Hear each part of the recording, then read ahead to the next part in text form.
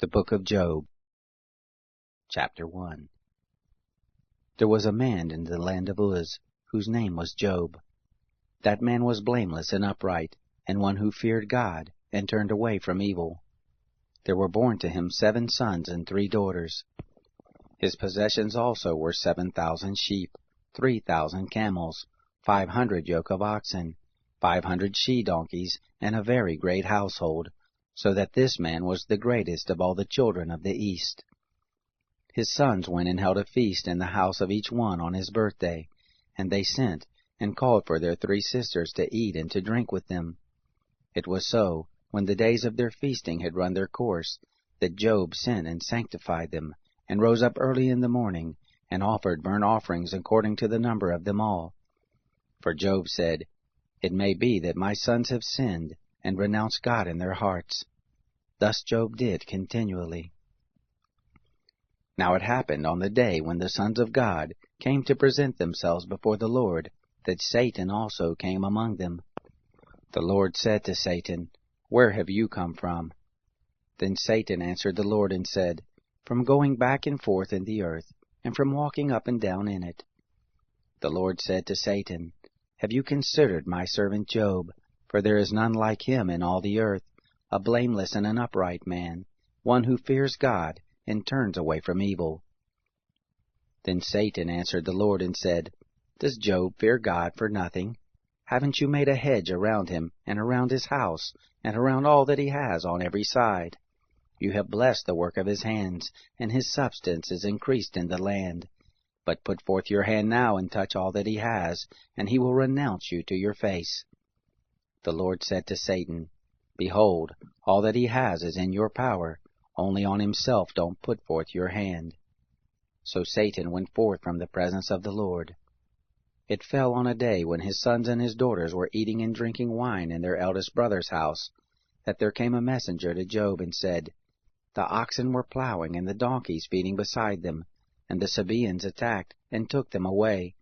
Yes, they have killed the servants with the edge of the sword, and I alone have escaped to tell you." While he was still speaking, there also came another and said, "The fire of God has fallen from the sky, and has burned up the sheep and the servants, and consumed them, and I alone have escaped to tell you."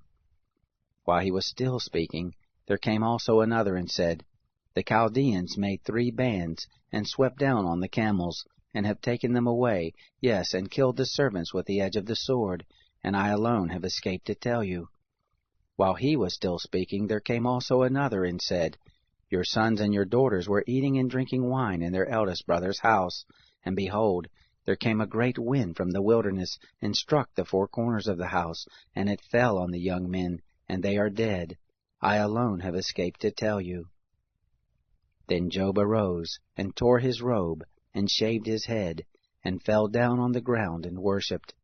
He said, "Naked I came out of my mother's womb, and naked shall I return there. The Lord gave, and the Lord has taken away. Blessed be the name of the Lord."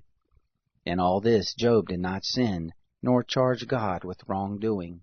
Chapter 2. Again it happened on the day when the sons of God came to present themselves before the Lord, that Satan came also among them to present himself before the Lord. The Lord said to Satan, "Where have you come from?" Satan answered the Lord and said, "From going back and forth in the earth, and from walking up and down in it." The Lord said to Satan, "Have you considered my servant Job? For there is none like him in the earth, a blameless and an upright man, one who fears God, and turns away from evil. He still maintains his integrity, although you incited me against him, to ruin him without cause." Satan answered the Lord and said, "Skin for skin, yes, all that a man has will he give for his life. But put forth your hand now and touch his bones and his flesh, and he will renounce you to your face." The Lord said to Satan, "Behold, he is in your hands, only spare his life." So Satan went forth from the presence of the Lord, and struck Job with painful sores from the sole of his foot to his head. Job took for himself a potsherd to scrape himself with, and he sat among the ashes. Then his wife said to him, "Do you still maintain your integrity?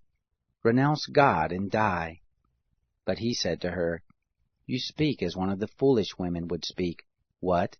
Shall we receive good at the hand of God, and shall we not receive evil? In all this Job didn't sin with his lips. Now when Job's 3 friends heard all this evil that had come on him, they each came from his own place. Eliphaz the Temanite, Bildad the Shuhite, and Zophar the Naamathite. And they made an appointment together to come to sympathize with him and to comfort him. When they lifted up their eyes from a distance, and didn't recognize him, they raised their voices and wept, and they each tore his robe, and sprinkled dust on their heads toward the sky. So they sat down with him on the ground 7 days and 7 nights, and none spoke a word to him, for they saw that his grief was very great. Chapter 3. After this, Job opened his mouth, and cursed the day of his birth. Job answered, Let the day perish in which I was born, the night which said, There is a man-child conceived. Let that day be darkness. Don't let God from above seek for it, neither let the light shine on it. Let darkness and the shadow of death claim it for their own. Let a cloud dwell on it. Let all that makes black the day terrify it. As for that night, let thick darkness seize on it. Let it not rejoice among the days of the year. Let it not come into the number of the months. Behold, let that night be barren. Let no joyful voice come therein. Let them curse it, who curse the day, who are ready to rouse up Leviathan. Let the stars of the twilight of it be dark. Let it look for light, but have none. Neither let it see the eyelids of the morning, because it didn't shut up the doors of my mother's womb, nor did it hide trouble from my eyes. Why didn't I die from the womb? Why didn't I give up the spirit when my mother bore me? Why did the knees receive me, or why the breast that I should suck? For now should I have lain down and been quiet.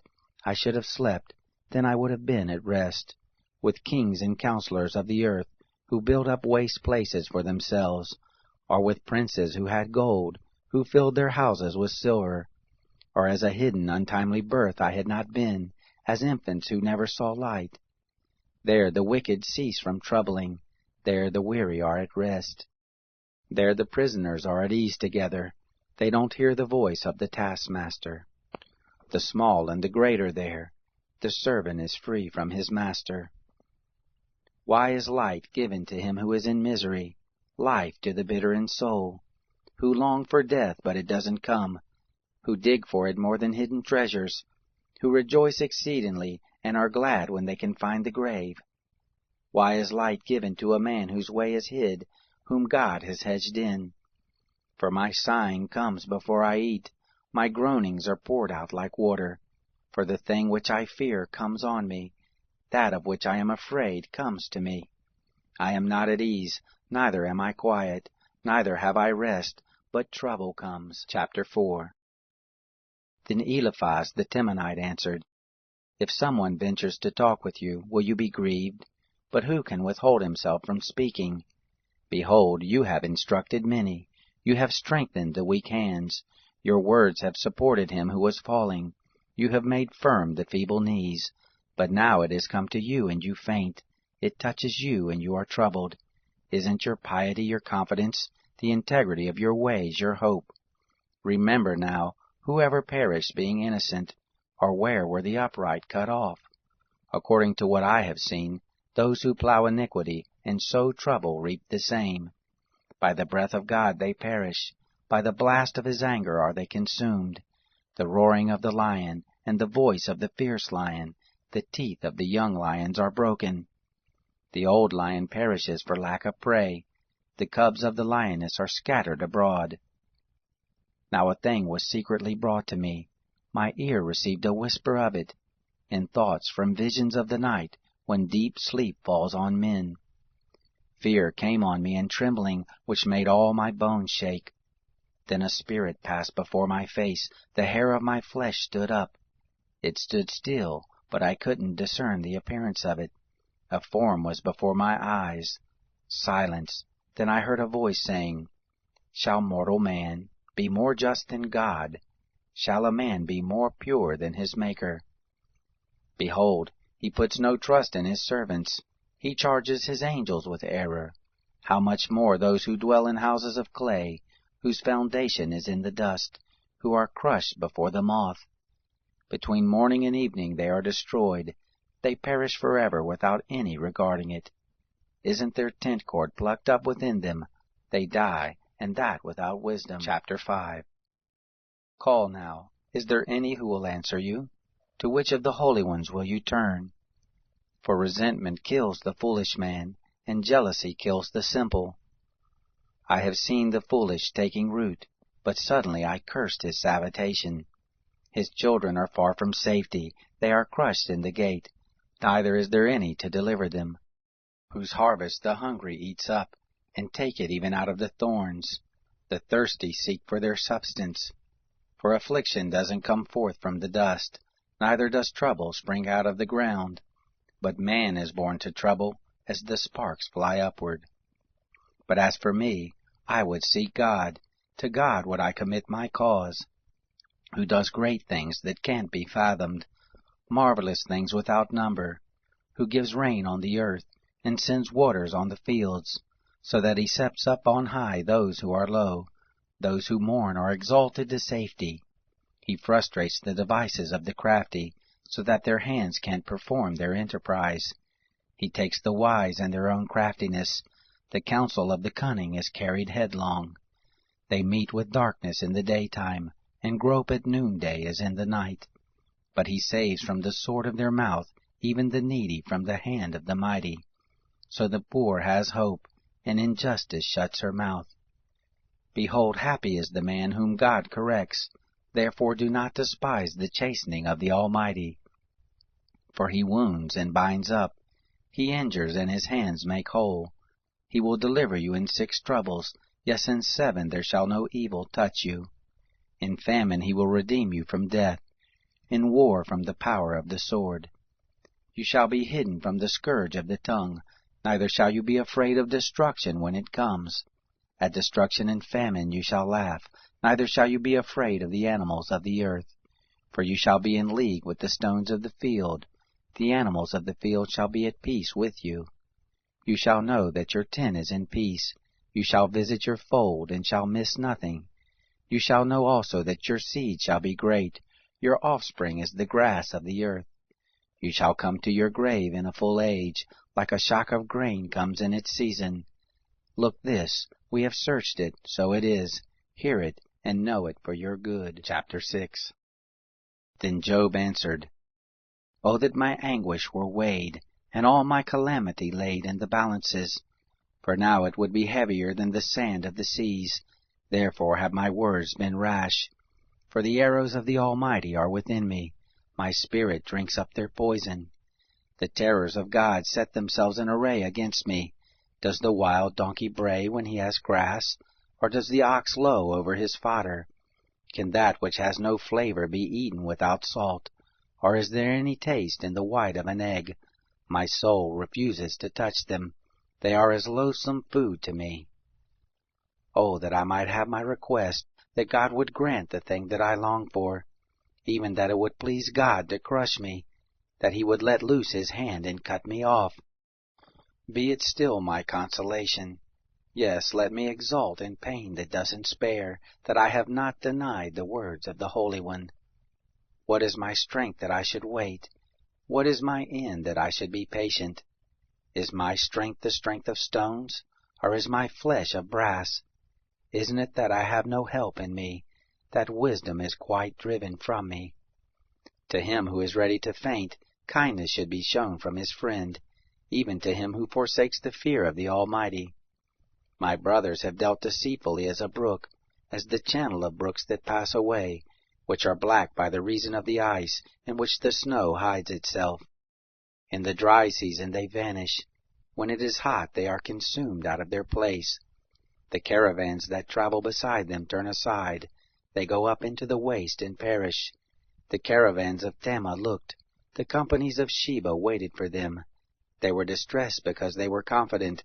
They came there and were confounded. For now you are nothing. You see a terror and are afraid. Did I say, give something to me? Or offer a present to me from your substance? Or deliver me from the adversary's hand? Or redeem me from the hand of the oppressors? Teach me, and I will hold my peace. Cause me to understand where I have erred. How forcible are words of uprightness! But your reproof, what does it reprove? Do you intend to reprove words, seeing that speeches of one who is desperate are as wind? Yes, you would even cast lots for the fatherless, and make merchandise of your friend. Now therefore be pleased to look at me, for surely I shall not lie to your face. Please return, let there be no injustice. Yes, return again, my cause is righteous. Is there injustice on my tongue? Can't my taste discern mischievous things? Chapter 7. Isn't a man forced to labor on earth? Aren't his days like the days of a hired hand? As a servant who earnestly desires the shadow, as a hireling who looks for his wages. So am I made to possess months of misery. Wearisome nights are appointed to me. When I lie down, I say, when shall I arise and the night be gone? I toss and turn until the dawning of the day. My flesh is clothed with worms and clods of dust. My skin closes up and breaks out afresh. My days are swifter than a weaver's shuttle, and are spent without hope. Oh, remember that my life is a breath. My eye shall no more see good. The eye of him who sees me shall see me no more. Your eyes shall be on me, but I shall not be. As the cloud is consumed and vanishes away, so he who goes down to Sheol shall come up no more. He shall return no more to his house, neither shall his place know him any more. Therefore I will not keep silent. I will speak in the anguish of my spirit. I will complain in the bitterness of my soul. Am I a sea, or a sea monster, that you put a guard over me? When I say, my bed shall comfort me, my couch shall ease my complaint, then you scare me with dreams, and terrify me through visions, so that my soul chooses strangling, death rather than my bones. I loathe my life. I don't want to live forever. Leave me alone, for my days are but a breath. What is man that you should magnify him, that you should set your mind on him, that you should visit him every morning, and test him every moment? How long will you not look away from me, nor leave me alone until I swallow down my spit? If I have sinned, what do I do to you, you watcher of men? Why have you set me as a mark for yourself, so that I am a burden to myself? Why do you not pardon my disobedience, and take away my iniquity? For now I shall lie down in the dust. You will seek me diligently, but I shall not be. Chapter 8. Then Bildad the Shuhite answered, How long will you speak these things? Shall the words of your mouth be a mighty wind? Does God pervert justice, or does the Almighty pervert righteousness? If your children have sinned against him, he has delivered them into the hand of their disobedience. If you want to seek God diligently, make your supplication to the Almighty. If you were pure and upright, surely now he would awaken for you, and make the habitation of your righteousness prosper, though your beginning was small, yet your latter end would greatly increase. Please inquire of past generations. Find out about the learning of their fathers, for we are but of yesterday and know nothing, because our days on earth are a shadow. Shall they not teach you and tell you, and utter words out of their heart? Can the papyrus grow up without mire? Can the rushes grow without water? While it is yet in its greenness, not cut down, it withers before any other reed. So are the paths of all who forget God. The hope of the godless man shall perish, whose confidence shall break apart, whose trust is a spider's web. He shall lean on his house, but it shall not stand. He shall cling to it, but it shall not endure. He is green before the sun. His shoots go forth over his garden. His roots are wrapped around the rock pile. He sees the place of stones. If he is destroyed from his place, then it shall deny him, saying, I have not seen you. Behold, this is the joy of his way. Out of the earth shall others spring. Behold, God will not cast away a blameless man, neither will he uphold the evildoers. He will still fill your mouth with laughter, your lips with shouting. Those who hate you shall be clothed with shame. The tents of the wicked shall be no more. Chapter 9. Then Job answered, Truly I know that it is so, but how can man be just with God? If he is pleased to contend with him, He can't answer him 1 time in 1,000.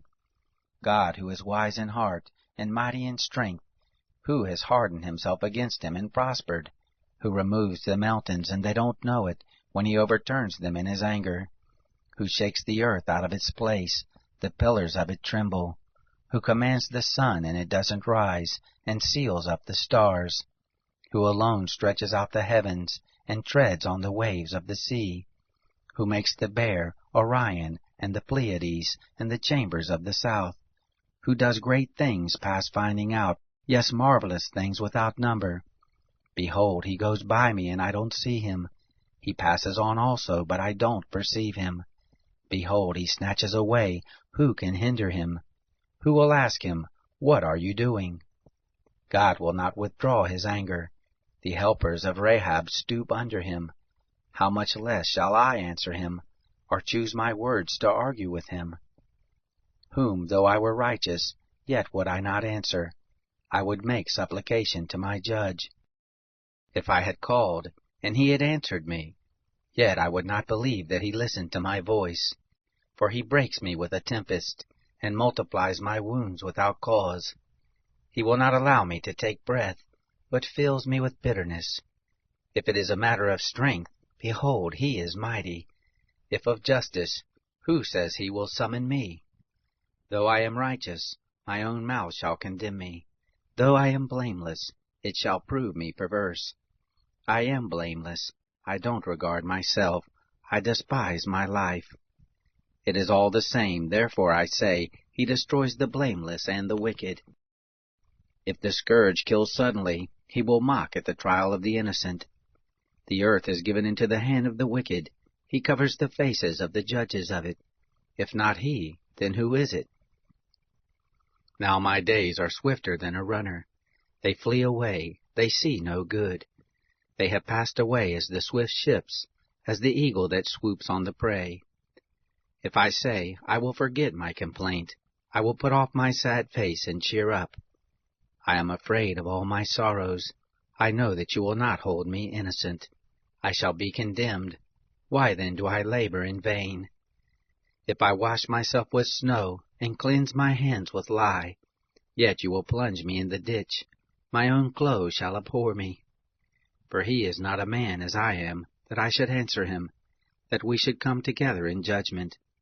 There is no umpire between us, that might lay his hand on us both. Let him take his rod away from me. Let his terror not make me afraid. Then I would speak and not fear him, for I am not so in myself. Chapter 10. My soul is weary of my life. I will give free course to my complaint. I will speak in the bitterness of my soul. I will tell God, Do not condemn me. Show me why you contend with me. Is it good to you that you should oppress, that you should despise the work of your hands, and smile on the counsel of the wicked? Do you have eyes of flesh, or do you see as a man sees? Are your days as the days of mortals, or your years as man's years, that you inquire after my iniquity, and search after my sin? Although you know that I am not wicked, there is no one who can deliver out of your hand. Your hands have framed me, and fashioned me altogether, yet you destroy me. Remember, I beg you, that you have fashioned me as clay. Will you bring me again into the dust? Haven't you poured me out like milk, and curdled me like cheese? You have clothed me with skin and flesh, and knit me together with bones and sinews. You have granted me life and loving kindness. Your visitation has preserved my spirit. Yet you hid these things in your heart. I know that this is with you. If I sin, then you mark me. You will not acquit me from my iniquity. If I am wicked, woe to me. If I am righteous, I still shall not lift up my head, being filled with disgrace, and conscious of my affliction. If my head is held high, you hunt me like a lion. Again you show yourself powerful to me. You renew your witness against me, and increase your indignation on me. Changes and warfare are with me. Why then have you brought me forth out of the womb? I wish I had given up the spirit, and no eye had seen me. I should have been as though I had not been. I should have been carried from the womb to the grave. Aren't my days few? Cease then, leave me alone, that I may find a little comfort, before I go to where I shall not return from, to the land of darkness and of the shadow of death. The land dark as midnight, of the shadow of death without any order, where the light is as midnight. Chapter 11. Then Sophar the Naamathite answered, Shouldn't the multitude of words be answered? Should a man full of talk be justified? Should your boastings make men hold their peace? When you mock, shall no man make you ashamed? For you say, My doctrine is pure, I am clean in your eyes. But oh, that God would speak, and open his lips against you, that he would show you the secrets of wisdom. For true wisdom has two sides. Know therefore that God exacts of you less than your iniquity deserves. Can you fathom the mystery of God? Or can you probe the limits of the Almighty? They are as high as heaven. What can you do? Deeper than Sheol. What can you know? The measure of it is longer than the earth, and broader than the sea. If he passes by, or confines, or convenes a court, then who can oppose him? For he knows false men. He sees iniquity also, even though he doesn't consider it. But vain man can become wise, if a man can be born as a wild donkey's colt. If you set your heart aright, stretch out your hands toward him. If iniquity is in your hand, put it far away. Don't let unrighteousness dwell in your tents. Surely then you shall lift up your face without spot. Yes, you shall be steadfast, and shall not fear. For you shall forget your misery. You shall remember it as waters that are passed by. Life shall be clearer than the noonday. Though there is darkness, it shall be as the morning. You shall be secure, because there is hope. Yes, you shall search, and shall take your rest in safety. Also you shall lie down, and none shall make you afraid. Yes, many shall court your favor. But the eyes of the wicked shall fail. They shall have no way to flee. Their hope shall be the giving up of the spirit. Chapter 12. Then Job answered, No doubt, but you are the people, and wisdom shall die with you. But I have understanding as well as you. I am not inferior to you. Yes, who doesn't know such things as these? I am like one who is a joke to his neighbor. I who called on God, and he answered, The just, the blameless man is a joke. In the thought of him who is at ease there is contempt for misfortune. It is ready for them whose foot slips. The tents of robbers prosper. Those who provoke God are secure, who carry their gods in their hands. But ask the animals now, and they shall teach you, the birds of the sky, and they shall tell you. Or speak to the earth, and it shall teach you, the fish of the sea shall declare it to you. Who doesn't know that in all these the hand of the Lord has done this, in whose hand is the life of every living thing, the breath of all mankind? Doesn't the ear try words, even as the palate tastes its food? With aged men is wisdom, in length of days is understanding. With God is wisdom and might, he has counsel and understanding. Behold, he breaks down, and it can't be built again. He imprisons a man, and there can be no release. Behold, he withholds the waters, and they dry up. Again he sends them out, and they overturn the earth. With him is strength and wisdom. The deceived and the deceiver are his. He leads counselors away stripped. He makes judges fools. He loosens the bonds of kings. He binds their loins with a belt. He leads priests away stripped, and overthrows the mighty. He removes the speech of those who are trusted, and takes away the understanding of the elders. He pours contempt on princes, and loosens the belt of the strong. He uncovers deep things out of darkness, and brings out to light the shadow of death. He increases the nations, and he destroys them. He enlarges the nations, and he leads them captive. He takes away understanding from the chiefs of the people of the earth, and causes them to wander in a wilderness where there is no way. They grope in the dark without light. He makes them stagger like a drunken man. Chapter 13. Behold, my eye has seen all this. My ear has heard and understood it. What you know, I know also. I am not inferior to you. Surely I would speak to the Almighty. I desire to reason with God. But you are forgers of lies. You are all physicians of no value. Oh, that you would be completely silent, then you would be wise. Hear now my reasoning. Listen to the pleadings of my lips. Will you speak unrighteously for God, and talk deceitfully for Him? Will you show partiality to Him? Will you contend for God? Is it good that He should search you out? Or as one deceives a man, will you deceive Him? He will surely reprove you, if you secretly show partiality. Shall not His majesty make you afraid, and His dread fall on you? Your memorable sayings are proverbs of ashes. Your defenses are defenses of clay. Be silent, leave me alone, that I may speak. Let come on me what will. Why should I take my flesh in my teeth, and put my life in my hand? Behold, He will kill me. I have no hope. Nevertheless I will maintain my ways before Him. This also shall be my salvation, that a godless man shall not come before Him. Hear diligently my speech, let my declaration be in your ears. See now, I have set my cause in order. I know that I am righteous. Who is he who will contend with me? For then would I hold my peace, and give up the spirit. Only don't do two things to me, then I will not hide myself from your face. Withdraw your hand far from me, and don't let your terror make me afraid. Then call, and I will answer, or let me speak, and you answer me. How many are my iniquities and sins? Make me know my disobedience and my sin. Why hide your face, and hold me for your enemy? Will you harass a driven leaf? Will you pursue the dry stubble?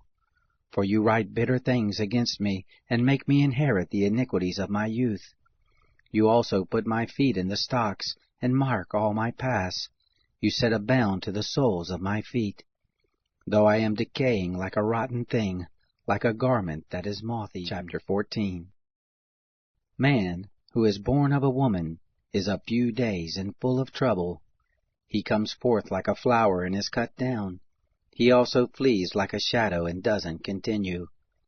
Do you open your eyes on such a one, and bring me into judgment with you?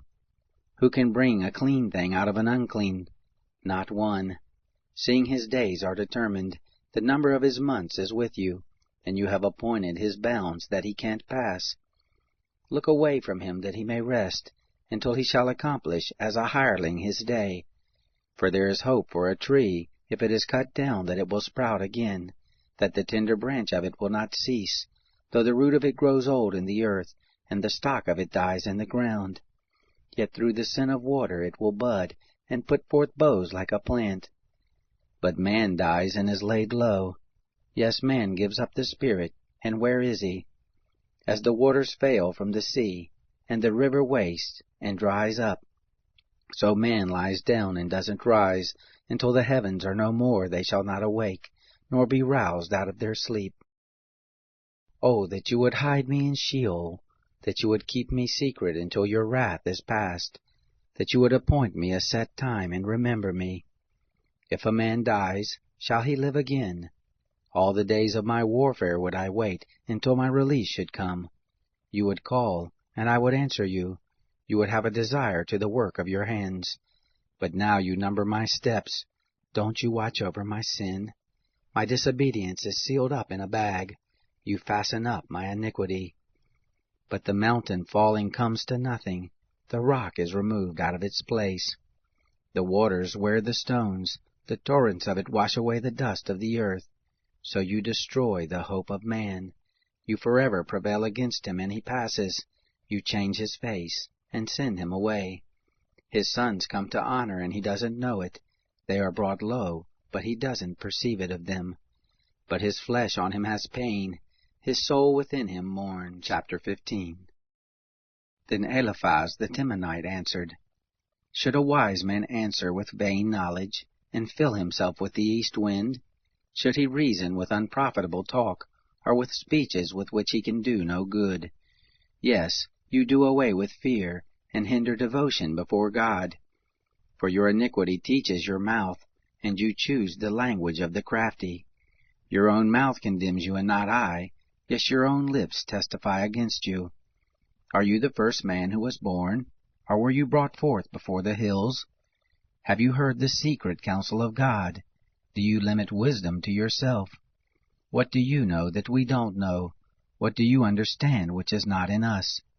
With us are both the gray-headed and the very aged men, much elder than your father.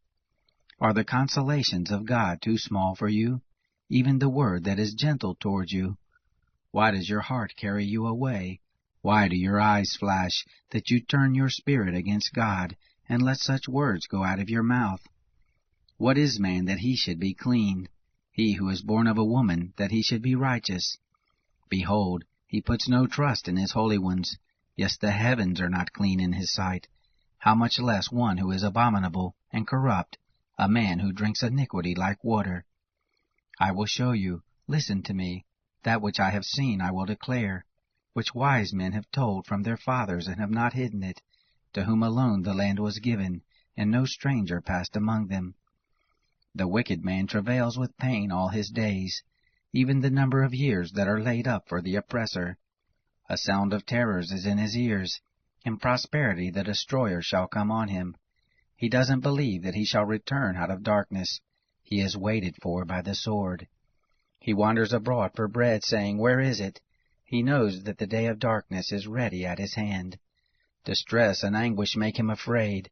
They prevail against him, as a king ready to the battle, because he has stretched out his hand against God, and behaves himself proudly against the Almighty. He runs at him with a stiff neck, with the thick shields of his bucklers, because he has covered his face with his fatness, and gathered fat on his loins. He has lived in desolate cities, he in houses which no one inhabited, which were ready to become heaps. He shall not be rich, neither shall his substance continue, neither shall their possession be extended on the earth. He shall not depart out of darkness. The flame shall dry up his branches. By the breath of God's mouth shall he go away. Let him not trust in emptiness, deceiving himself, for emptiness shall be his reward. It shall be accomplished before his time. His branch shall not be green. He shall shake off his unripe grape as the vine, and shall cast off his flower as the olive tree. For the company of the godless shall be barren, and fire shall consume the tents of bribery. They conceive mischief, and bring forth iniquity. Their heart prepares deceit. Chapter 16. Then Job answered, I have heard many such things. Miserable comforters are you all. Shall vain words have an end? Or what provokes you that you answer?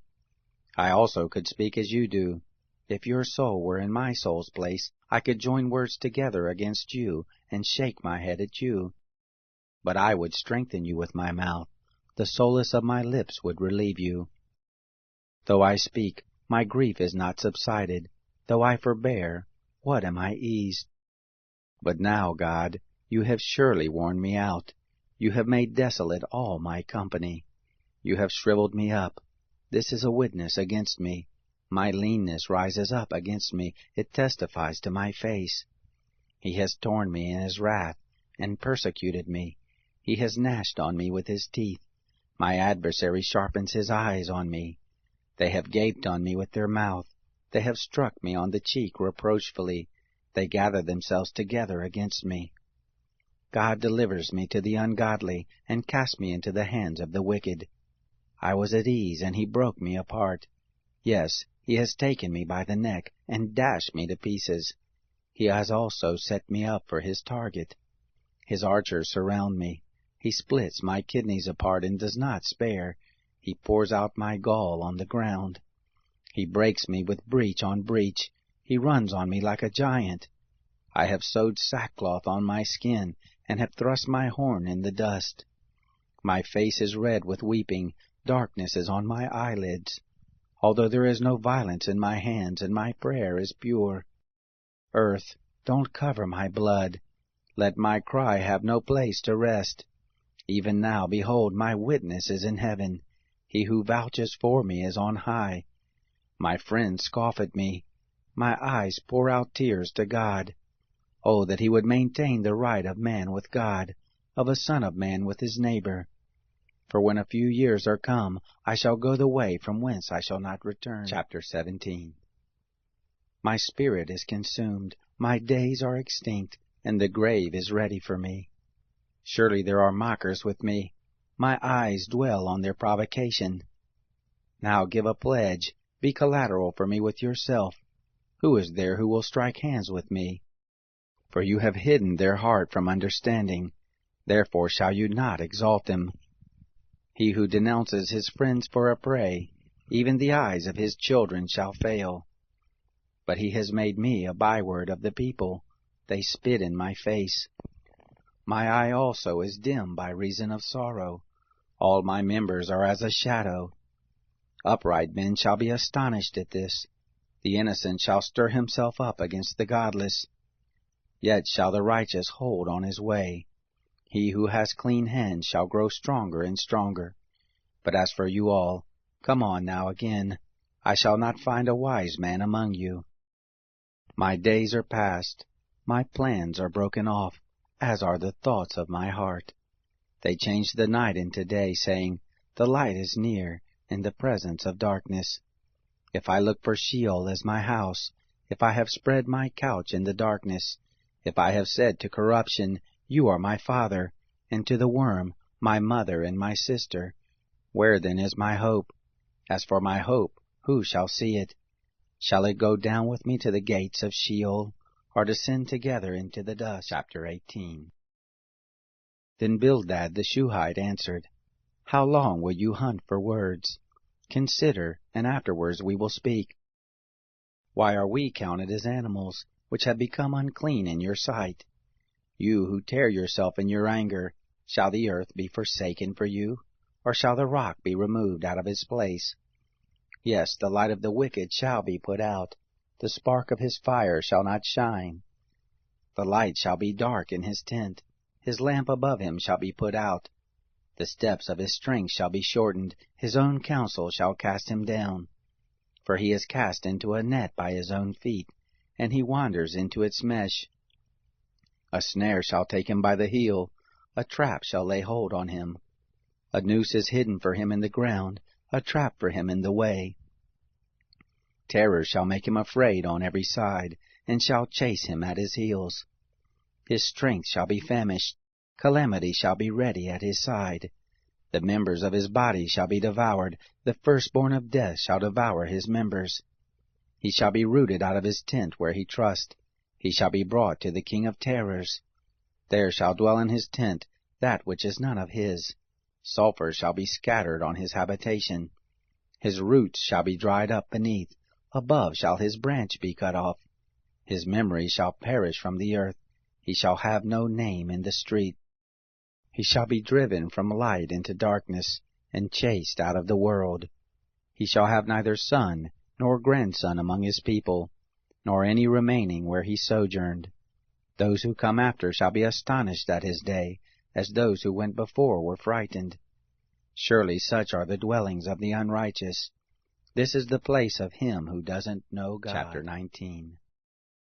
Then Job answered, How long will you torment me, and crush me with words? You have reproached me 10 times. You are unashamed that you attack me. If it is true that I have erred, my error remains with myself. If indeed you will magnify yourselves against me, and plead against my reproach, know that God has subverted me, and he has surrounded me with his net. Behold, I cry out of wrong, but I am not heard. I cry for help, but there is no justice. He has walled up my way so that I can't pass, and has set darkness in my paths. He has stripped me of my glory and taken the crown from my head. He has broken me down on every side, and I am gone. My hope has he plucked up like a tree. He has also kindled his wrath against me.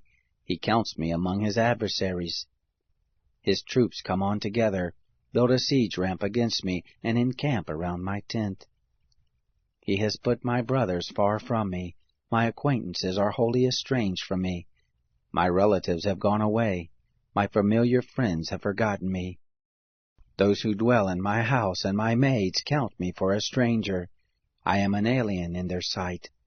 I call to my servant, and he gives me no answer. I beg him with my mouth. My breath is offensive to my wife. I am loathsome to the children of my own mother. Even young children despise me. If I arise, they speak against me. All my familiar friends abhor me. They whom I loved have turned against me.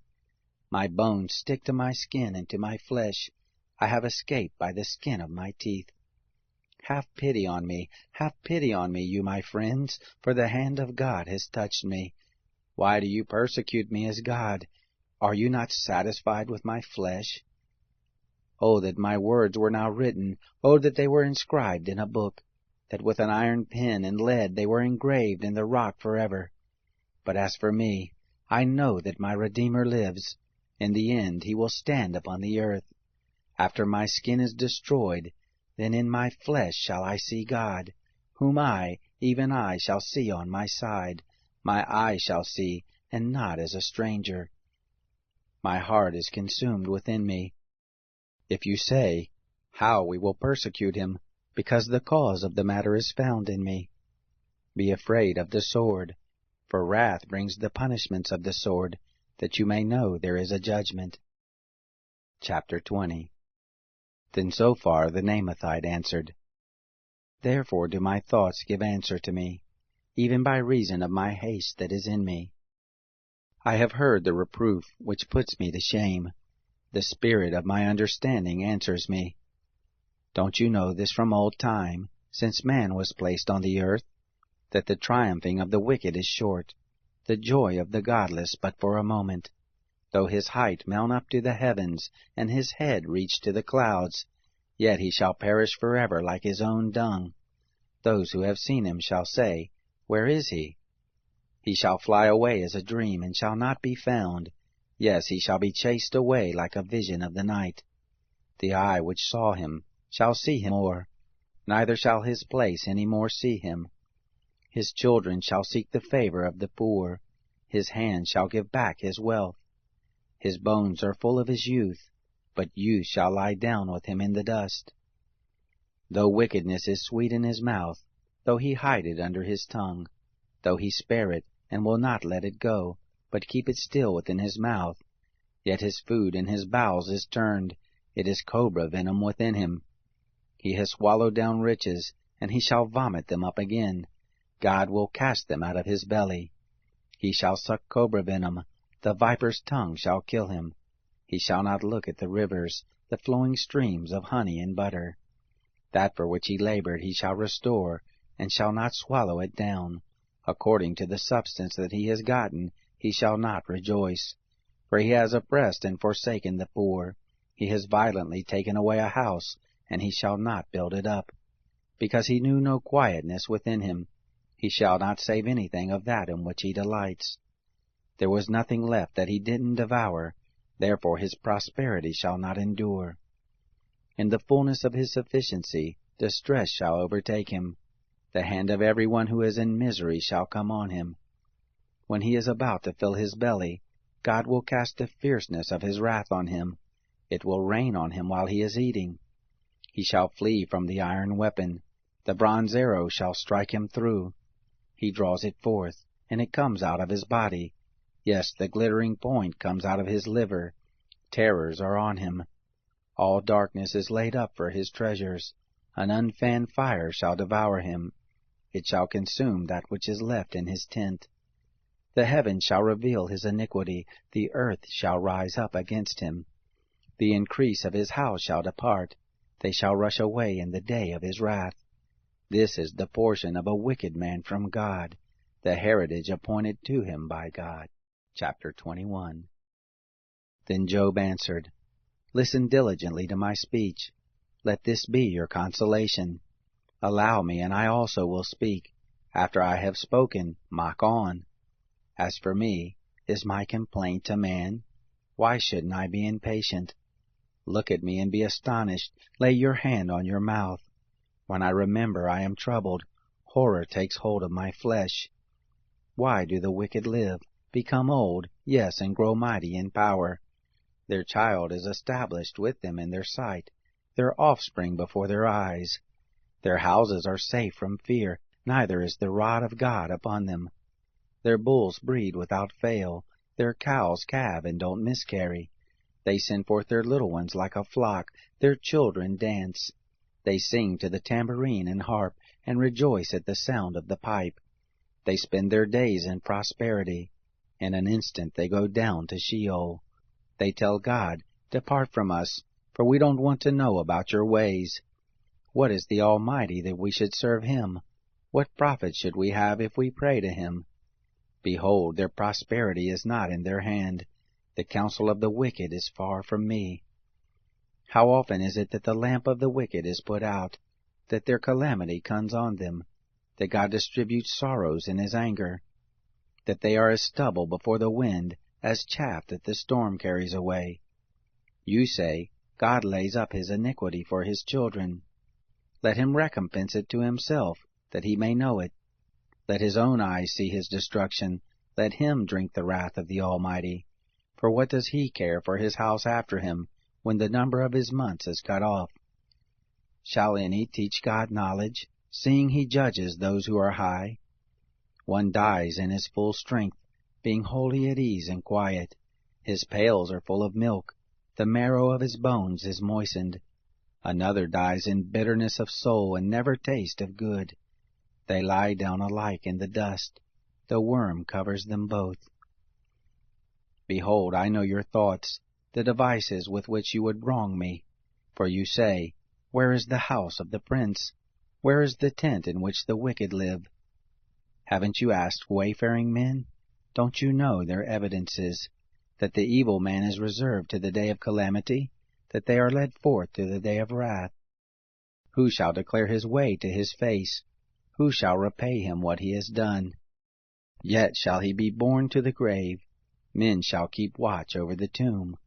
The clods of the valley shall be sweet to him. All men shall draw after him, as there were innumerable before him.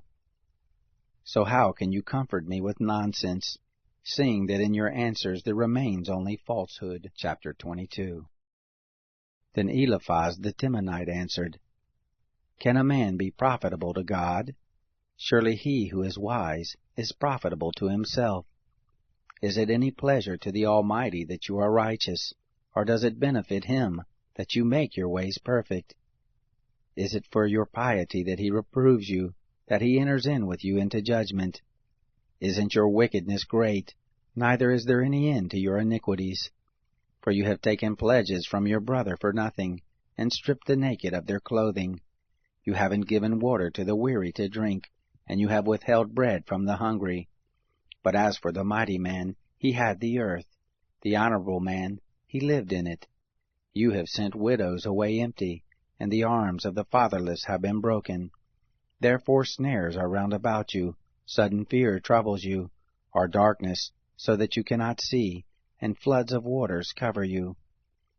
Isn't God in the heights of heaven? See the height of the stars, how high they are. You say, What does God know? Can he judge through the thick darkness? Thick clouds are a covering to him so that he doesn't see. He walks on the vault of the sky. Will you keep the old way which wicked men have trodden, who were snatched away before their time, whose foundation was poured out as a stream, who said to God, Depart from us, and what can the Almighty do for us? Yet he filled their houses with good things, but the counsel of the wicked is far from me. The righteous see it and are glad, the innocent ridicule them, saying, Surely those who rose up against us are cut off. The fire has consumed the remnant of them. Acquaint yourself with him now, and be at peace. Thereby good shall come to you. Please receive instruction from his mouth, and lay up his words in your heart. If you return to the Almighty, you shall be built up.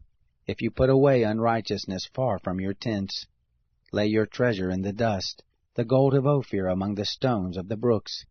The Almighty will be your treasure, precious silver to you. For then shall you delight yourself in the Almighty, and shall lift up your face to God. You shall make your prayer to him, and he will hear you. You shall pay your vows. You shall also decree a thing, and it shall be established to you. Light shall shine on your ways. When they cast down, you shall say, Be lifted up. He will save the humble person. He will even deliver him who is not innocent.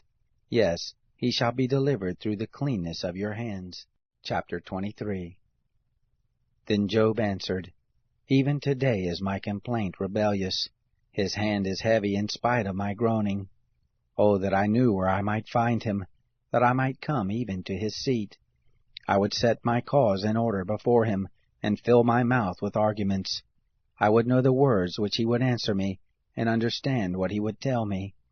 Would he contend with me in the greatness of his power? No, but he would listen to me. There the upright might reason with him, so I should be delivered forever from my judge. If I go east, he is not there. If west, I can't find him. He works to the north, but I can't see him. He turns south, but I can't catch a glimpse of him. But he knows the way that I take. When he has tried me, I shall come forth like gold. My foot is held fast to his steps.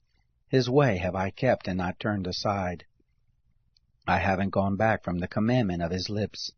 I have treasured up the words of his mouth more than my necessary food. But he stands alone, and who can oppose him?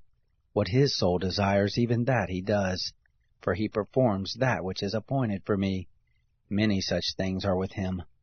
Therefore I am terrified at his presence. When I consider, I am afraid of him. For God has made my heart faint. The Almighty has terrified me, because I was not cut off before the darkness, neither did he cover the thick darkness from my face. Chapter 24. Why aren't times laid up by the Almighty?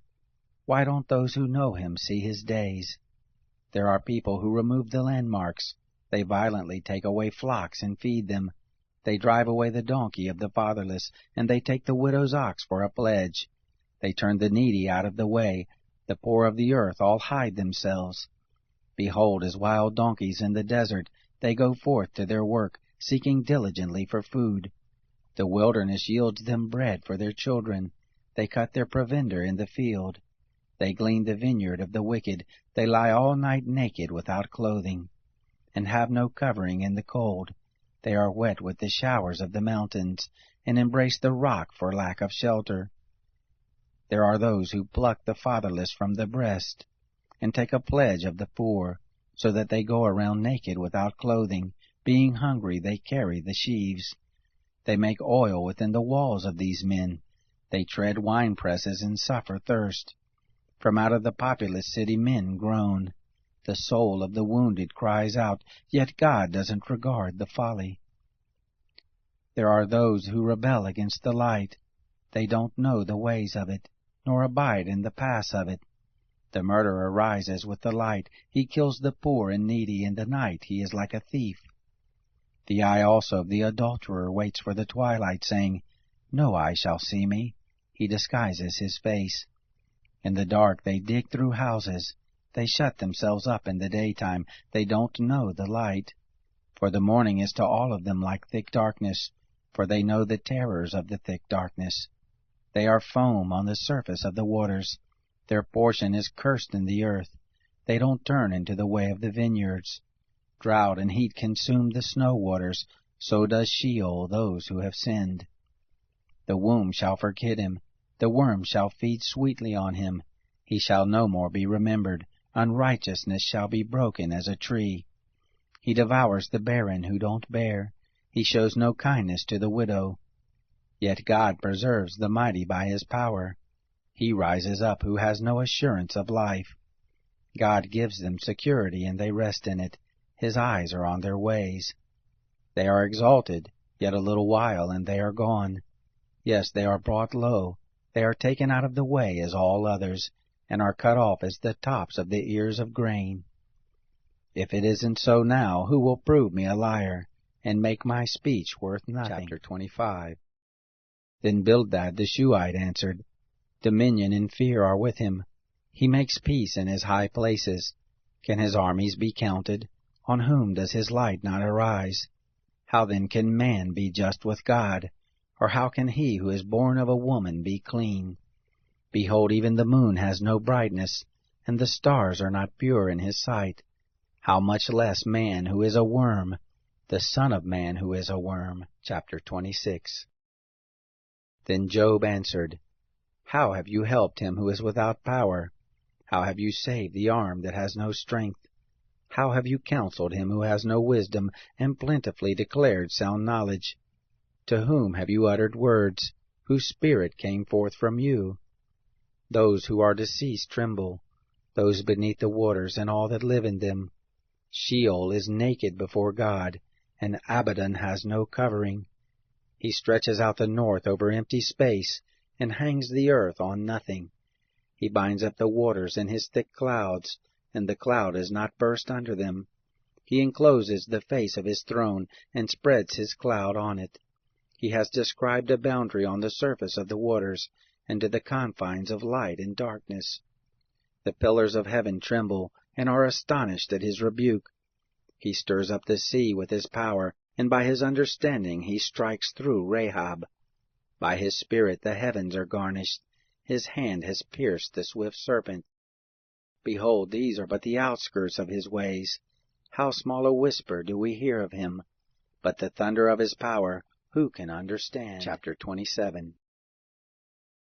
Job again took up his parable and said, As God lives, who has taken away my right, the Almighty who has made my soul bitter, for the length of my life is still in me, and the Spirit of God is in my nostrils.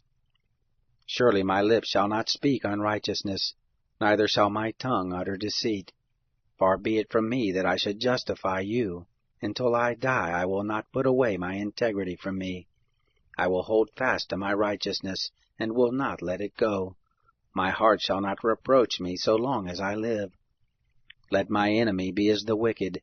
Let him who rises up against me be as the unrighteous. For what is the hope of the godless when he is cut off, when God takes away his life? Will God hear his cry when trouble comes on him? Will he delight himself in the Almighty, and call on God at all times? I will teach you about the hand of God. That which is with the Almighty will I not conceal. Behold, all of you have seen it yourselves. Why then have you become altogether vain? This is the portion of a wicked man with God, the heritage of oppressors which they receive from the Almighty. If his children are multiplied, it is for the sword. His offspring shall not be satisfied with bread. Those who remain of him shall be buried in death. His widow shall make no lamentation. Though he heap up silver as the dust, and prepare clothing as the clay, he may prepare it, but the just shall put it on, and the innocent shall divide the silver. He builds his house as the moth, as a booth which a watchman makes.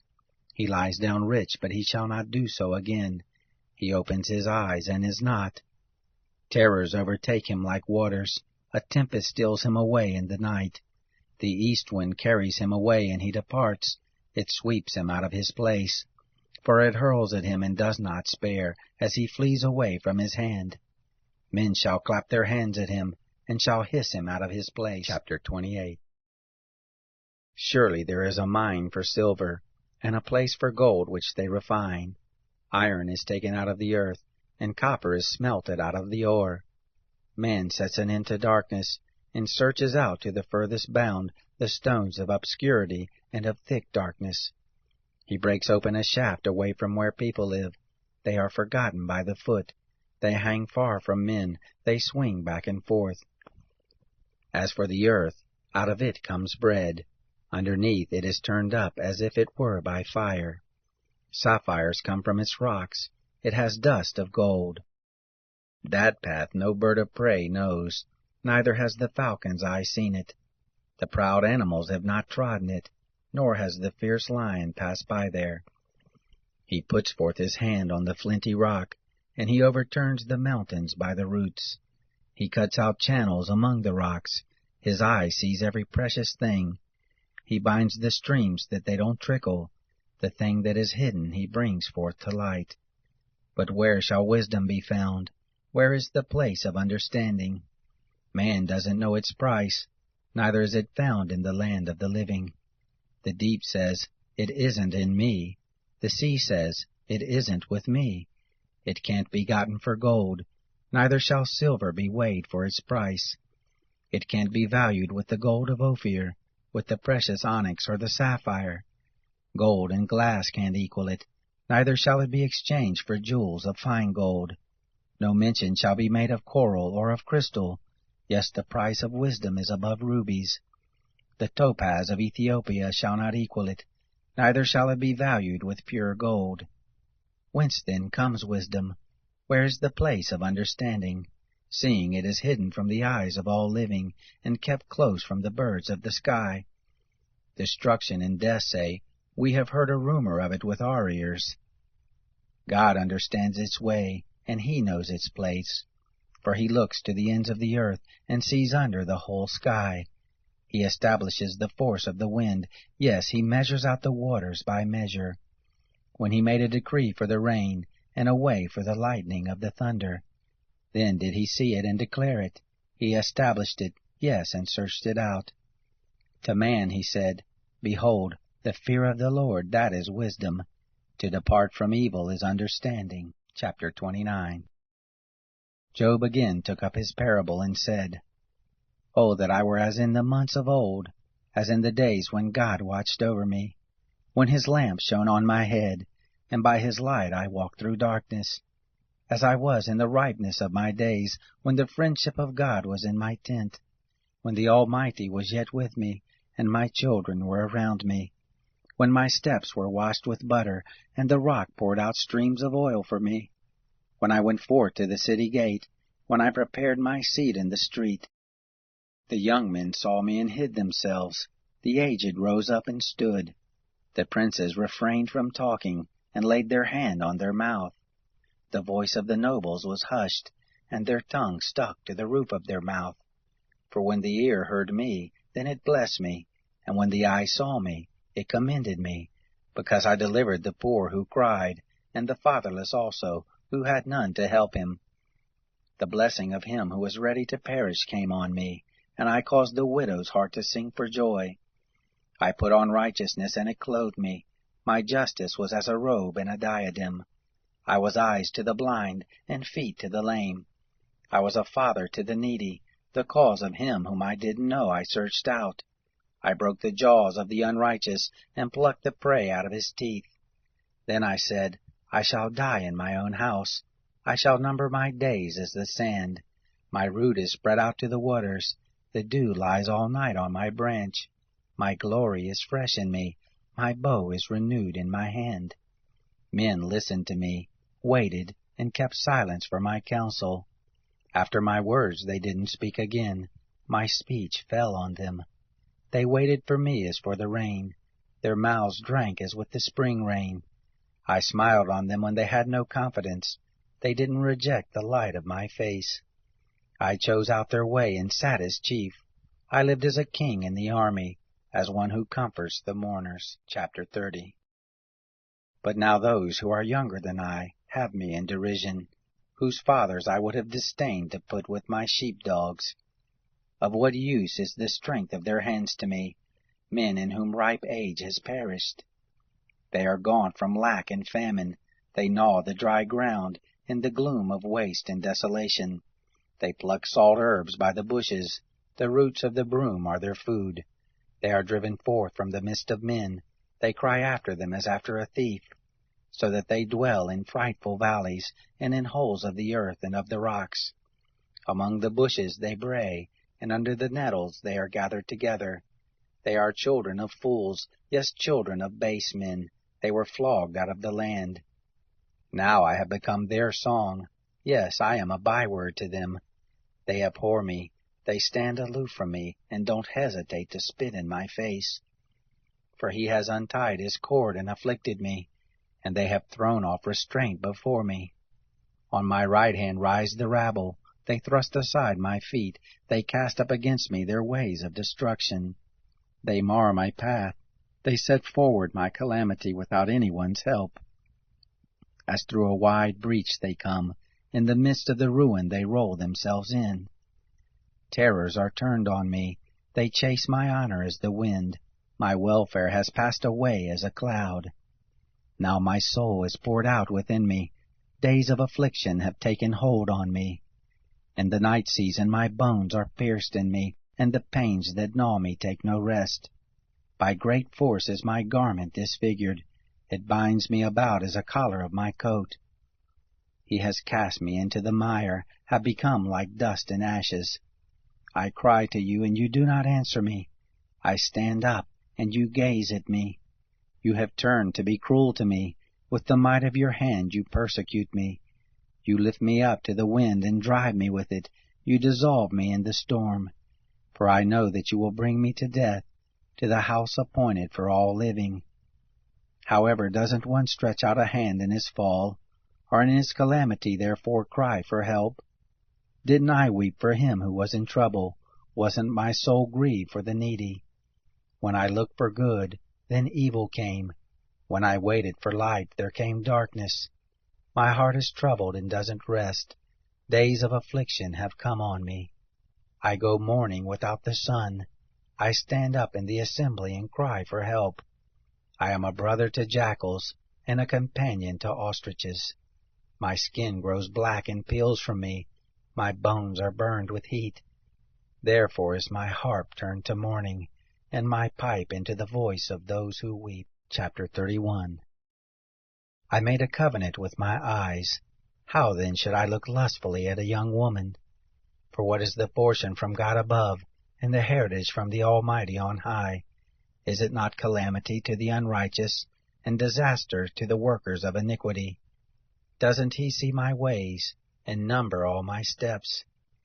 If I have walked with falsehood, and my foot is hurried to deceit, let me be weighed in an even balance, that God may know my integrity. If my step has turned out of the way, if my heart walked after my eyes, if any defilement has stuck to my hands, then let me sow, and let another eat. Yes, let the produce of my field be rooted out. If my heart has been enticed to a woman, and I have laid wait at my neighbor's door, then let my wife grind for another, and let others sleep with her. For that would be a heinous crime. Yes, it would be an iniquity to be punished by the judges. For it is a fire that consumes to destruction, and would root out all my increase. If I have despised the cause of my manservant, or of my maidservant when they contended with me, what then shall I do when God rises up? When he visits, what shall I answer him? Didn't he who made me in the womb make him? Didn't one fashion us both in the womb? If I have withheld the poor from their desire, or if I have caused the eyes of the widow to fail, or have eaten my morsel alone, and the fatherless has not eaten of it.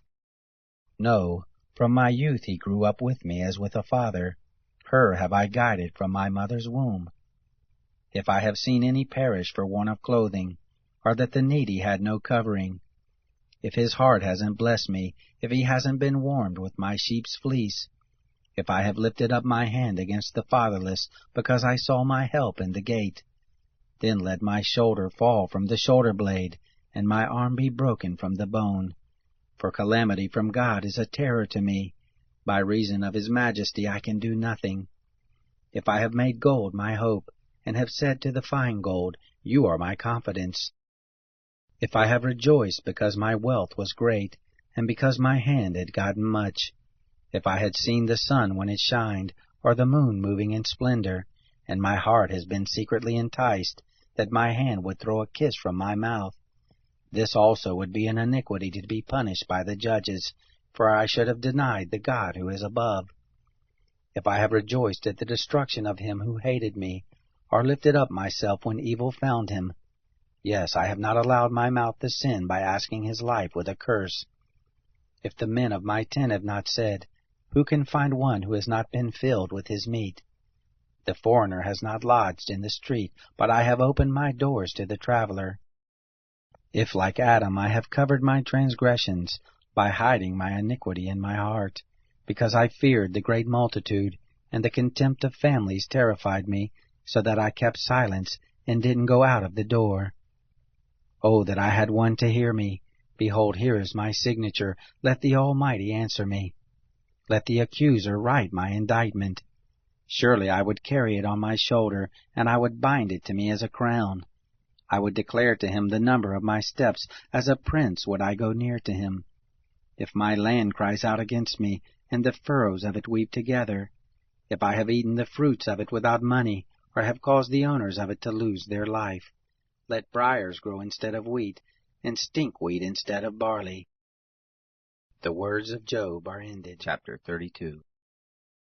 So these 3 men ceased to answer Job, because he was righteous in his own eyes. Then the wrath of Elihu, the son of Barachel, the Buzite, of the family of Ram, was kindled against Job. His wrath was kindled because he justified himself rather than God. Also his wrath was kindled against his 3 friends, because they had found no answer, and yet had condemned Job. Now Elihu had waited to speak to Job, because they were elder than he. When Elihu saw that there was no answer in the mouth of these 3 men, his wrath was kindled. Elihu, the son of Barachel the Buzite, answered, I am young, and you are very old. Therefore I held back, and didn't dare show you my opinion. I said, days should speak, and multitude of years should teach wisdom. But there is a spirit in man, and the breath of the Almighty gives them understanding. It is not the great who are wise, nor the aged who understand justice. Therefore I said, listen to me, I also will show my opinion. Behold, I waited for your words, and I listened for your reasoning, while you searched out what to say. Yes, I gave you my full attention, but there was no one who convinced Job, or who answered his words among you. Beware lest you say, we have found wisdom, God may refute him, not man. For he has not directed his words against me, neither will I answer him with your speeches. They are amazed, they answer no more, they don't have a word to say. Shall I wait because they don't speak, because they stand still and answer no more? I also will answer my part, and I also will show my opinion. For I am full of words, the spirit within me constrains me. Behold, my breast is as wine which has no vent. Like new wineskins it is ready to burst. I will speak, that I may be refreshed. I will open my lips and answer. Please don't let me respect any man's person, neither will I give flattering titles to any man. For I don't know how to give flattering titles, or else my Maker would soon take me away. Chapter 33. However, Job, please hear my speech and listen to all my words. See now, I have opened my mouth, my tongue has spoken in my mouth. My words shall utter the uprightness of my heart, that which my lips know they shall speak sincerely. The Spirit of God has made me, and the breath of the Almighty gives me life. If you can, answer me, set your words in order before me, and stand forth. Behold, I am toward God even as you are. I am also formed out of the clay. Behold, my terror shall not make you afraid, neither shall my pressure be heavy on you. Surely you have spoken in my hearing. I have heard the voice of your word, saying, I am clean, without disobedience. I am innocent, neither is there iniquity in me. Behold, he finds occasions against me. He counts me for his enemy. He puts my feet in the stocks. He marks all my paths. Behold, I will answer you. In this you are not just, for God is greater than man. Why do you strive against him, because he doesn't give account of any of his matters? For God speaks once, yes, twice, though man pays no attention. In a dream, in a vision of the night, when deep sleep falls on men, in slumbering on their bed. Then he opens the ears of men and seals their instruction, that he may withdraw man from his purpose, and hide pride from man. He keeps back his soul from the pit, and his life from perishing by the sword. He is chastened also with pain on his bed, with continual strife in his bones, so that his life abhors bread, and his soul dainty food. His flesh is so consumed away that it can't be seen. His bones that were not seen stick out. Yes, his soul draws near to the pit, and his life to the destroyers. If there is beside him an angel, an interpreter, one among 1,000, to show to man what is right for him, then God is gracious to him and says, Deliver him from going down to the pit. I have found a ransom. His flesh shall be fresher than a child's. He returns to the days of his youth. He prays to God, and he is favorable to him, so that he sees his face with joy. He restores to man his righteousness. He sings before men and says, I have sinned, and perverted that which was right, and it didn't profit me. He has redeemed my soul from going down into the pit. My life shall see the light. Behold, God works all these things, twice, yes, 3 times with a man, to bring back his soul from the pit, that he may be enlightened with the light of the living. Mark well, Job, and listen to me. Hold your peace, and I will speak. If you have anything to say, answer me. Speak, for I desire to justify you. If not, listen to me. Hold your peace, and I will teach you wisdom. Chapter 34. Moreover, Elihu answered, Hear my words, you wise men. Give ear to me, you who have knowledge. For the ear tries words, as the palate tastes food.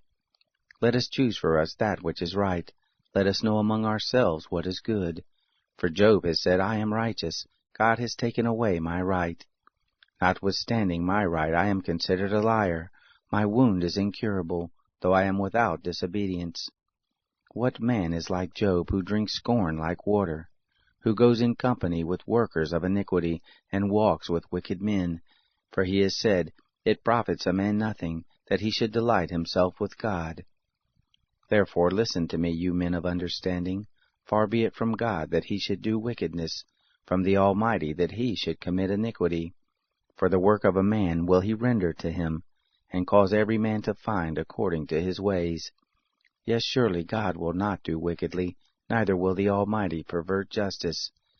Who gave him a charge over the earth, or who has appointed him over the whole world? If he sets his heart on himself, if he gather to himself his spirit and his breath, all flesh would perish together, and man would turn again to dust. If now you have understanding, hear this, listen to the voice of my words. Shall even one who hates justice govern? Will you condemn him who is righteous and mighty? Who says to a king, vile, or to nobles, wicked? Who doesn't respect the persons of princes, nor regard the rich more than the poor? For they are all the work of his hands. In a moment they die, even at midnight. The people are shaken and pass away, the mighty are taken away without hand. For his eyes are on the ways of a man, he sees all his goings. There is no darkness, nor thick gloom, where the workers of iniquity may hide themselves. For he doesn't need to consider a man further, that he should go before God in judgment. He breaks in pieces mighty men in ways past finding out, and sets others in their place. Therefore he takes knowledge of their works, he overturns them in the night, so that they are destroyed. He strikes them as wicked men, in the open sight of others, because they are turned aside from following him, and wouldn't have regard in any of his ways. So that they caused the cry of the poor to come to him, he heard the cry of the afflicted. When he gives quietness, who then can condemn?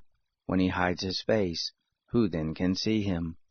Alike whether to a nation or to a man, that the godless man may not reign, that there be no one to ensnare the people. For has any said to God, I am guilty, but I will not offend any more? Teach me that which I don't see. If I have done iniquity, I will do it no more.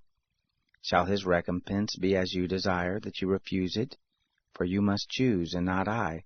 Therefore speak what you know. Men of understanding will tell me, yes, every wise man who hears me. Job speaks without knowledge, his words are without wisdom. I wish that Job were tried to the end, because of his answering like wicked men. For he adds rebellion to his sin. He claps his hands among us, and multiplies his words against God. Chapter 35. Moreover, Elihu answered, Do you think this to be your right? Or do you say, My righteousness is more than God's? That you ask, What advantage will it be to you? What profit shall I have more than if I had sinned? I will answer you, and your companions with you. Look to the heavens and see. See the skies which are higher than you. If you have sinned, what effect do you have against him? If your transgressions are multiplied, what do you do to him? If you are righteous, what do you give him? Or what does he receive from your hand? Your wickedness may hurt a man as you are, and your righteousness may profit a son of man. By reason of the multitude of oppressions they cry out. They cry for help by reason of the arm of the Almighty. But none says, Where is God my Maker, who gives songs in the night, who teaches us more than the animals of the earth, and makes us wiser than the birds of the sky? There they cry, but none gives answer, because of the pride of evil men. Surely God will not hear an empty cry, neither will the Almighty regard it. How much less when you say you don't see him? The cause is before him, and you wait for him. But now, because he has not visited in his anger, neither does he greatly regard arrogance. Therefore Job opens his mouth with empty talk, and he multiplies words without knowledge. Chapter 36. Elihu also continued and said, Bear with me a little, and I will show you, for I still have something to say on God's behalf. I will get my knowledge from afar, and will ascribe righteousness to my Maker. For truly my words are not false. One who is perfect in knowledge is with you. Behold, God is mighty, and doesn't despise anyone. He is mighty in strength of understanding. He doesn't preserve the life of the wicked, but gives to the afflicted their right. He doesn't withdraw his eyes from the righteous, but with kings on the throne he sets them forever, and they are exalted. If they are bound in fetters, and are taken in the cords of affliction, then he shows them their work and their transgressions, that they have behaved themselves proudly. He also opens their ears to instruction, and commands that they return from iniquity. If they listen and serve him, they shall spend their days in prosperity, and their years in pleasures. But if they don't listen, they shall perish by the sword, they shall die without knowledge. But those who are godless in heart lay up anger. They don't cry for help when he binds them. They die in their youth, their life perishes among the unclean. He delivers the afflicted by their affliction, and opens their ear in oppression. Yes, he would have allured you out of distress into a broad place, where there is no restriction. That which is set on your table would be full of fatness. But you are full of the judgment of the wicked. Judgment and justice take hold of you. Don't let riches entice you to wrath, neither let the great size of a bribe turn you aside. Would your wealth sustain you in distress, or all the might of your strength? Don't desire the night, when people are cut off in their place. Take heed, don't regard iniquity, for this you have chosen rather than affliction. Behold, God is exalted in his power. Who is a teacher like him? Who has prescribed his way for him, or who can say, You have committed unrighteousness? Remember that you magnify his work, whereof men have sung. All men have looked on it, man sees it afar off. Behold, God is great, and we don't know him. The number of his years is unsearchable. For he draws up the drops of water, which distill in rain from his vapor, which the skies pour down, and drop on man abundantly. Yes, can any understand the spreading of the clouds, and the thunderings of his pavilion? Behold, he spreads his light around him, he covers the bottom of the sea. For by these he judges the people, he gives food in abundance. He covers his hand with the lightning, and commands it to strike the mark. The noise of it tells about him, and the cattle also concerning the storm that comes up. Chapter 37. Yes, at this my heart trembles, and is moved out of its place. Hear, O hear the noise of his voice, the sound that goes out of his mouth. He sends it forth under the whole sky, and his lightning to the ends of the earth. After it a voice roars. He thunders with the voice of his majesty. He doesn't hold back anything when his voice is heard. God thunders marvelously with his voice. He does great things which we can't comprehend. For he says to the snow, Fall on the earth, likewise to the shower of rain, and to the showers of his mighty rain. He seals up the hand of every man, that all men whom he has made may know it. Then the animals take cover, and remain in their dens. Out of its chamber comes the storm, and cold out of the north. By the breath of God ice is given, and the breath of the waters is frozen. Yes, he loads the thick cloud with moisture. He spreads abroad the cloud of his lightning. It is turned round about by his guidance, that they may do whatever he commands them on the surface of the habitable world. Whether it is for correction, or for his land, or for loving kindness, that he causes it to come. Listen to this, Job. Stand still and consider the wondrous works of God. Do you know how God controls them, and causes the lightning of his cloud to shine? Do you know the workings of the clouds, the wondrous works of him who is perfect in knowledge? You, whose clothing is warm, when the earth is still by reason of the south wind, can you with him spread out the sky, which is strong as a cast metal mirror? Teach us what we shall tell him, for we can't make our case by reason of darkness. Shall it be told him that I would speak, or should a man wish that he were swallowed up? Now men don't see the light which is bright in the skies, but the wind passes and clears them. Out of the north comes golden splendor. With God is awesome majesty. We can't reach the Almighty. He is exalted in power.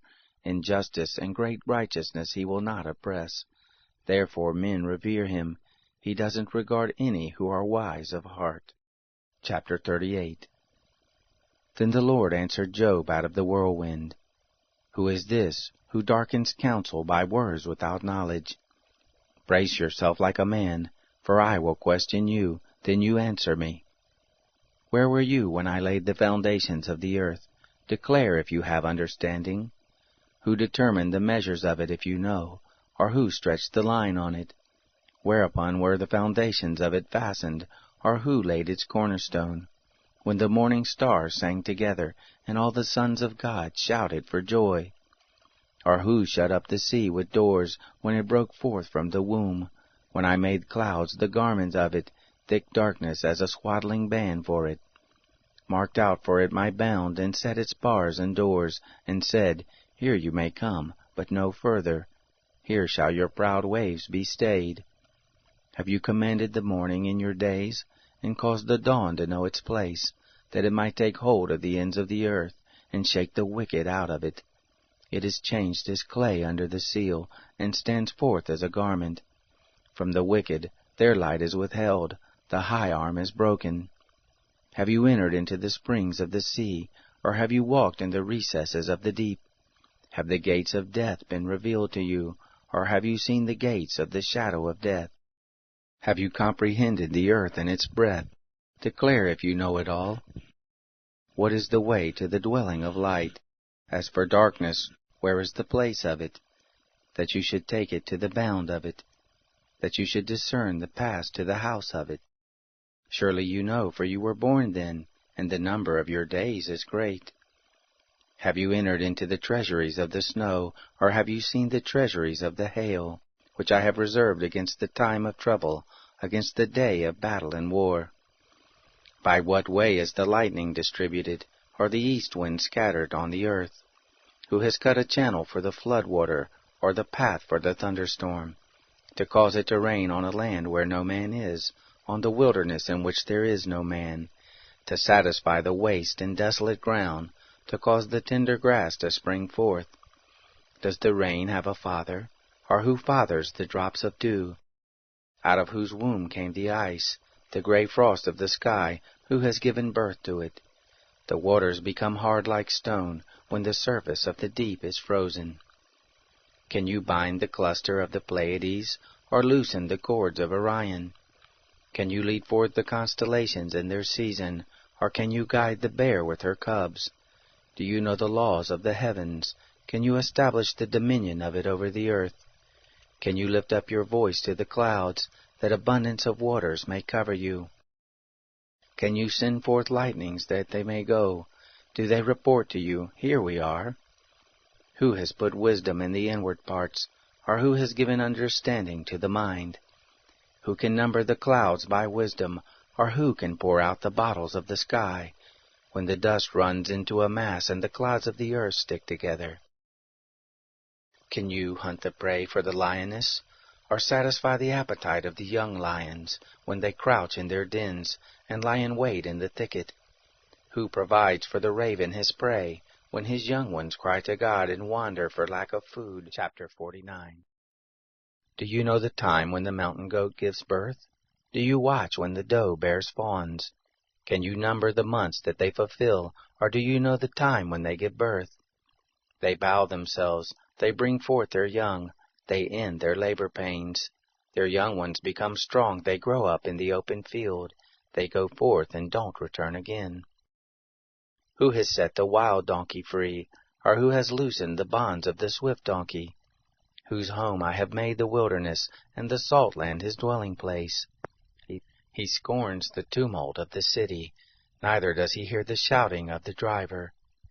The range of the mountains is his pasture, he searches after every green thing.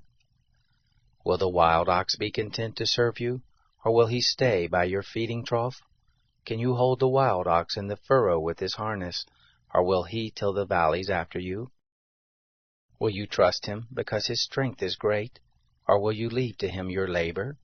Will you confide in him that he will bring home your seed, and gather the grain of your threshing floor? The wings of the ostrich wave proudly, but are they their feathers and plumage of love? For she leaves her eggs on the earth, warms them in the dust, and forgets that the foot may crush them, or that the wild animal may trample them. She deals harshly with her young ones, as if they were not hers.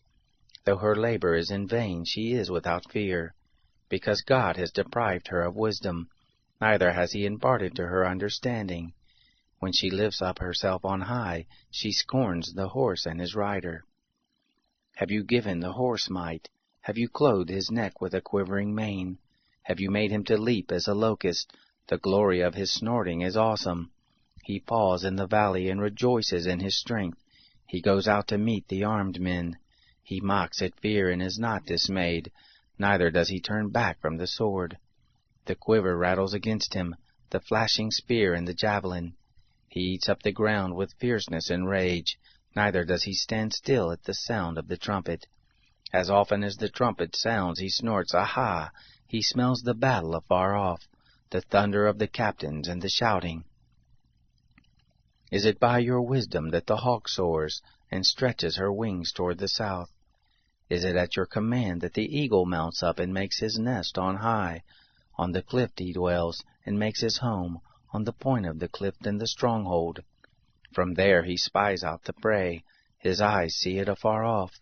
His young ones also suck up blood, where the slain are, there he is. Chapter 40. Moreover the Lord answered Job, Shall he who argues contend with the Almighty? He who argues with God, let him answer him. Then Job answered the Lord, Behold, I am of small account. What shall I answer you? I lay my hand on my mouth. I have spoken once, and I will not answer, yes, twice, but I will proceed no further. Then the Lord answered Job out of the whirlwind, Now brace yourself like a man. I will question you, and you will answer me. Will you even annul my judgment? Will you condemn me, that you may be justified? Or have you an arm like God? Can you thunder with a voice like him? Now deck yourself with excellency and dignity. Array yourself with honor and majesty. Put forth the fury of your anger. Look on everyone who is proud, and bring him low. Look on everyone who is proud, and humble him. Crush the wicked in their place. Hide them in the dust together. Bind their faces in the hidden place. Then I will also admit to you that your own right hand can save you. See now the behemoth, which I made as well as you. He eats grass like an ox. Look now, his strength is in his loins, his force is in the muscles of his belly. He moves his tail like a cedar, the sinews of his thighs are knit together. His bones are like tubes of brass, his limbs are like bars of iron. He is the chief of the ways of God. He who made him gives him his sword. Surely the mountains bring him forth food, where all the animals of the field do play. He lies under the lotus trees, in the covert of the reed and the marsh. The lotuses cover him with their shade, the willows of the brook surround him. Behold, if a river overflows, he doesn't tremble. He is confident, though the Jordan swells even to his mouth. Shall any take him when he is on the watch, or pierce through his nose with a snare? Chapter 41. Can you draw out Leviathan with a fishhook, or press down his tongue with a cord? Can you put a rope into his nose, or pierce his jaw through with a hook? Will he make many petitions to you, or will he speak soft words to you? Will he make a covenant with you, that you should take him for a servant forever? Will you play with him as with a bird, or will you bind him for your girls? Will traders barter for him? Will they part him among the merchants? Can you fill his skin with barbed irons, or his head with fish spears? Lay your hand on him, Remember the battle, and do so no more. Behold, the hope of him is in vain. Will not one be cast down even at the sight of him? None is so fierce that he dares stir him up. Who then is he who can stand before me? Who has first given to me, that I should repay him? Everything under the heavens is mine. I will not keep silence concerning his limbs, nor his mighty strength, nor his goodly frame. Who can strip off his outer garment? Who shall come within his jaws? Who can open the doors of his face? Around his teeth is terror. Strong scales are his pride, shut up together with a close seal. One is so near to another that no air can come between them. They are joined one to another. They stick together so that they can't be pulled apart. His sneezing flashes forth light. His eyes are like the eyelids of the morning. Out of his mouth go burning torches. Sparks of fire leap forth. Out of his nostrils a smoke goes, as a boiling pot over a fire of reeds. His breath kindles coals. A flame goes forth from his mouth. In his neck there is strength. Terror dances before him. The flakes of his flesh are joined together. They are firm on him. They can't be moved. His heart is as firm as a stone, yes, firm as the lower millstone. When he raises himself up, the mighty are afraid. They retreat before his thrashing. If one lays at him with the sword, it can't avail, nor the spear, the dart, nor the pointed shaft. He counts iron as straw and brass as rotten wood. The arrow can't make him flee. Sling stones are like chaff to him. Clubs are counted as stubble. He laughs at the rushing of the javelin. His undersides are like sharp potsherds, leaving a trail in the mud like a threshing sledge. He makes the deep to boil like a pot. He makes the sea like a pot of ointment. He makes a path to shine after him. One would think the deep had white hair. On the earth there is not his equal that is made without fear. He sees everything that is high. He is king over all the sons of pride. Chapter 42. Then Job answered the Lord, I know that you can do all things, and that no purpose of yours can be restrained. You ask, Who is this who hides counsel without knowledge? Therefore I have uttered that which I did not understand, things too wonderful for me which I didn't know. You said, Listen now, and I will speak. I will question you, and you will answer me. I had heard of you by the hearing of the ear, but now my eye sees you. Therefore I abhor myself, and repent in dust and ashes. It was so, that after the Lord had spoken these words to Job, the Lord said to Eliphaz the Temanite, My wrath is kindled against you, and against your 2 friends, for you have not spoken of me the thing that is right, as my servant Job has. Now therefore, take to yourselves 7 bulls and 7 rams, and go to my servant Job, and offer up for yourselves a burnt offering, and my servant Job shall pray for you, for I will accept him, that I not deal with you according to your folly. For you have not spoken of me the thing that is right, as my servant Job has. So Eliphaz the Temanite, and Bildad the Shuhite, and Zophar the Naamathite went, and did what the Lord commanded them, and the Lord accepted Job. The Lord turned the captivity of Job when he prayed for his friends. The Lord gave Job twice as much as he had before. Then came there to him all of his brothers, and all his sisters, and all those who had been of his acquaintance before, and ate bread with him in his house. They comforted him, and consoled him, concerning all the evil that the Lord had brought on him. Every one also gave him a piece of money, and every one a ring of gold. So the Lord blessed the latter end of Job more than his beginning. He had 14,000 sheep, 6,000 camels, 1,000 yoke of oxen, and 1,000 female donkeys. He also had 7 sons and 3 daughters. He called the name of the first Jemimah, and the name of the second Keziah, and the name of the third Keren-Happuch. In all the land there were no women found so beautiful as the daughters of Job. Their father gave them an inheritance among their brothers. After this, Job lived 140 years, and saw his sons and his sons' sons to 4 generations. So Job died, being old and full of days.